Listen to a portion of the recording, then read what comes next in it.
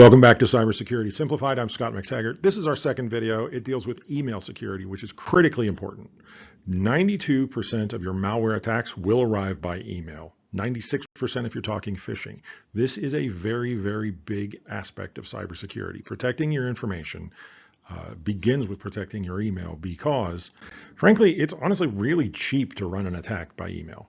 If you're a criminal, this is gold. You're too far away for anybody to do anything, but you can just launch attacks from wherever you happen to be all day long. So malware, ransomware, phishing, data theft, all these different things.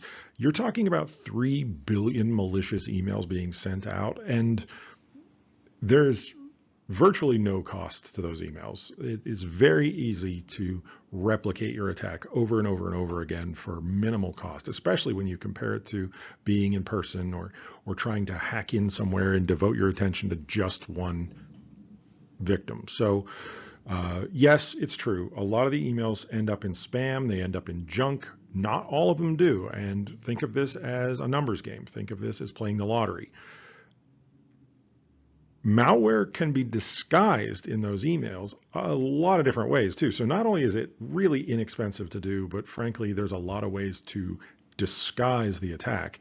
Maybe it's in what looks like an Office file. Maybe it's in a link that looks entirely legitimate. It looks like it's coming from someone you do regular business with. So the way that we see attacks unfold usually begins with this idea of, like I said, playing the numbers. You send millions of messages, you send a bunch of different formats, you test to see which works the best, and for the most part, you're out of reach of the people that can stop you, especially if you can move, you can disguise your location with VPNs and other different types of tactics that keep people guessing. So then you move on and you say, okay, the visuals are going to be critically important to making a successful malware attack email. Let's make it look like a well-known brand. Let's make it look like an email they're already receiving. This is why so many people are clicking these messages. The colors and the branding are not that difficult to duplicate. And then the last is there's an element of pressure in almost every one of these that you'll receive that says, it's your boss, I need some money, you don't understand, I'm stuck. While I'm traveling, I'm going to miss my flight. There's some reason to act quickly. You'll get something that says your account has been compromised. Log in immediately to check what's happened.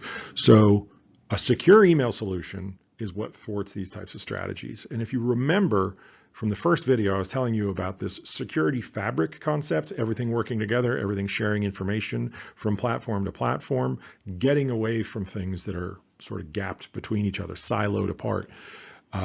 We use FortiMail, which is part of that Fortinet security fabric. And there's an AI-powered analysis built into it that says, this email seems a lot like other malware emails that we've received. It's not perfect, but it is much, much more accurate than the typical human reader.